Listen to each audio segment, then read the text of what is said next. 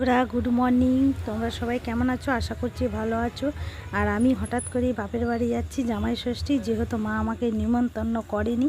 তা চলো বন্ধুরা, আমার ভিডিওটা শেষ পর্যন্ত দেখতে থাকো, ভালো লাগবে।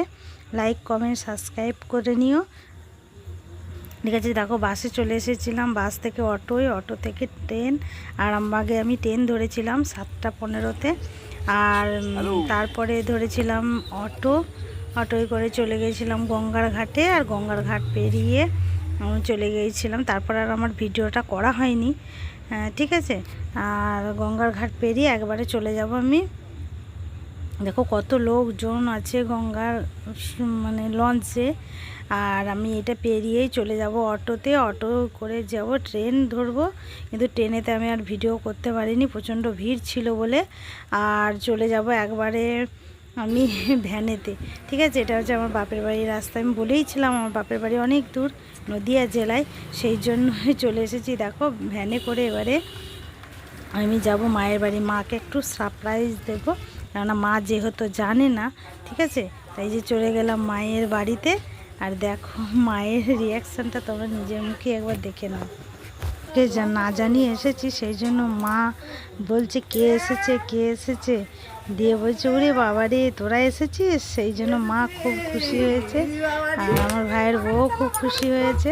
কি বলো, দেখো মায়ের এক মুখ হাসি, মা বলে কথা, তাই না? এখানে আমার ভাই দেখো সব ফল টল কাটছে।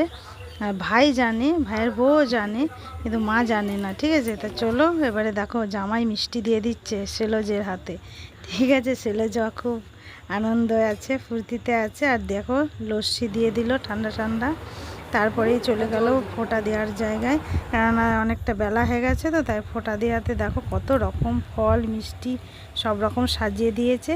আবার এদিকে ভাত খাওয়ারও বেলা হয়ে যাবে, কেননা চান টান করে দেখো ভাতের থালায় বসে পড়েছে।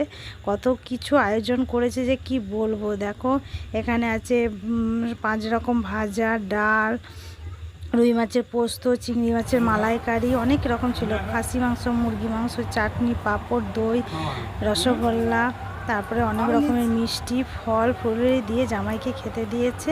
আর দেখো জামাই তো ভীষণ খুশি, প্রথমবার এত বছর পরে শ্বশুরবাড়িতে জামাই ফোঁটা নিতে এসেছে। ঠিক আছে, আর এই দেখো ভাই আমার মেয়ে সবাই খেতে বসেছে। আচ্ছা, এখানে আমার ভাইয়ের বউ খেতে দিচ্ছে সবাইকে, নিজে এখনও খাওয়ার সময় পাচ্ছে না। আর এদিকে চলে এলাম বিকালেতে। দেখো বিকালেতে অনেক কিছু আছে, খেতে দিয়ে দিয়েছে মুড়ির সঙ্গে দিয়ে দিয়েছে চপ, সিঙ্গারা, ভেজিটেবিল চপ, আরও অনেক কিছু, পেঁয়াজ দিয়ে অনেক কিছু মাখা ছিল। তা ভাই কি বলছিল বলে ভাইকে আমি দেখো আদর করে দিলাম। ঠিক আছে।